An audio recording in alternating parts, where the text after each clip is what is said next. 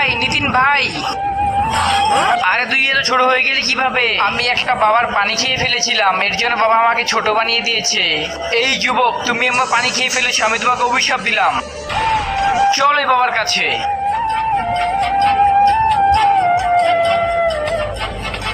বাবা, আমার ছোট ভাইকে বড় করো। করবো না, চলে যা, না হলে আমি তোকেও ছোট করে দিব। এই বুড়ো মনে হয় এইভাবে মানবে না। এখন বল। বড় করবো, কিন্তু এর জন্য তোকে একটা জাদুকরি নদী থেকে পানি এনে দিতে হবে আমাকে। যা, এটা নিয়ে যা।